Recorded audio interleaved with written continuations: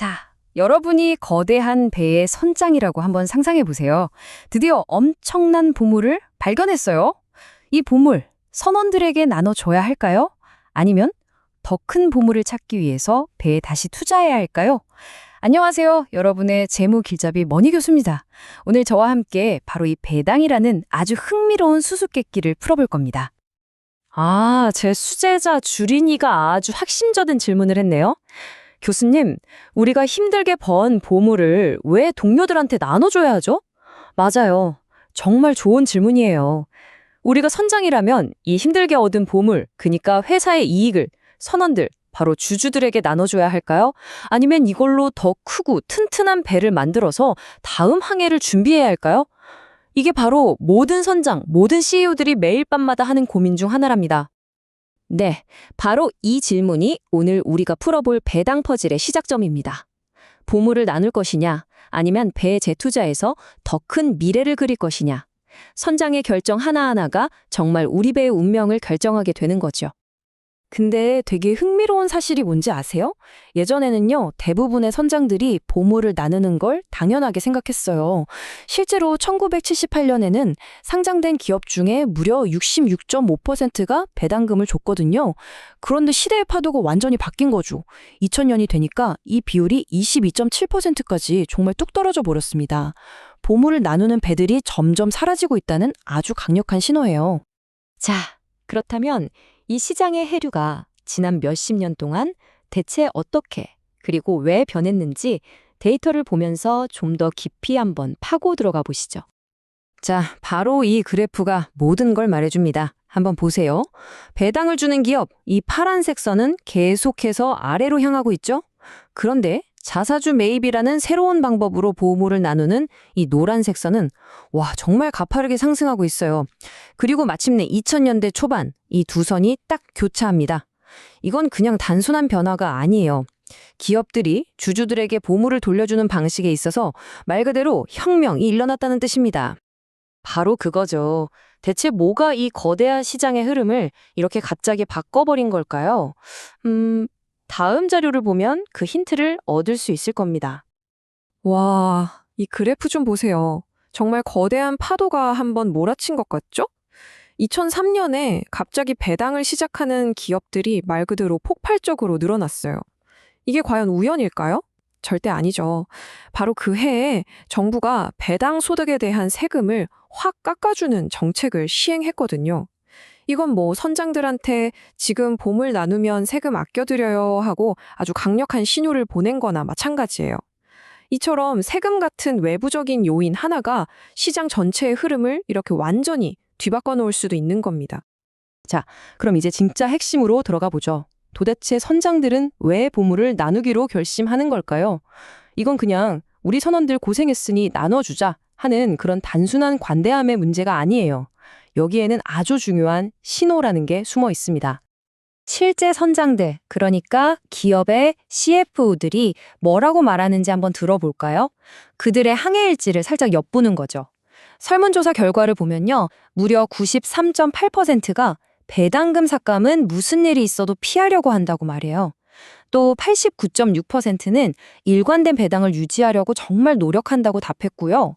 그러니까 이 사람들한테 배당이라는 건 그냥 돈을 나눠주는 행위가 아니라 미래에 대한 자신감의 표현이고 절대 깨고 싶지 않은 약속 같은 거예요. 네, 바로 이겁니다. 핵심 키워드는 바로 안정성이에요.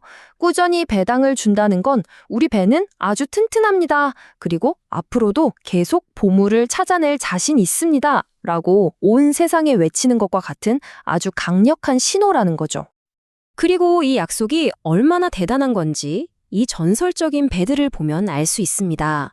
P&G는 무려 64년 동안, 콜게이트 파몰리브는 57년 동안 매년 연속으로 배당금을 늘려왔어요. 그냥 준 게 아니라 해마다 더 많이 줬다는 겁니다. 반세기가 넘는 시간 동안 선원들과의 약속을 지키면서 심지어 더 큰 보물을 나눠준 거죠. 정말 진정한 전설의 배들이라고 할 수 있겠습니다. 자, 그런데 선장이 보물을 나누는 방법이 배당만 있는 건 아니에요. 아까 그래프에서 노란색 선이 치솟는 거 보셨죠? 요즘엔 완전히 다른 방식이 엄청난 인기를 끌고 있습니다. 바로 새로운 보물, 자사주 매입에 대해서 알아볼 시간입니다. 자사주 매입. 이게 뭐냐면요. 선원들한테 직접 금화를 한 입씩 나눠주는 게 아니에요. 그 대신 그 금화를 가지고 시장에 떠돌아다니는 우리 배의 소유권 증서, 즉 주식을 다시 사들이는 겁니다. 그럼 어떻게 될까요? 전체 주식 수가 줄어드니까 남아있는 주식 한 장 한 장의 가치가 자연스럽게 올라가게 되겠죠. 아주 쉬워요. 피자 한 판이 있는데 여기서 두 조각을 회사가 사서 없애버리는 거예요. 그럼 남아있는 조각들이 더 커지겠죠? 바로 그 원리입니다. 자, 이 표를 보시면 두 가지 방법의 차이점이 한눈에 딱 들어올 겁니다. 배당은요, 한번 시작하면 웬만해선 멈추기 어려운 아주 강력한 약속의 성격을 가져요. 반면에 자사주 매입은 필요할 때만 할 수 있는 아주 유연한 카드죠. 보내는 신호도 좀 달라요. 배당이 우리는 안정적이야 라는 신호라면 자사주 매입은 시장이 우리 가치를 너무 낮게 보는데 지금이 싸다. 이런 자신감의 표현일 때가 많아요.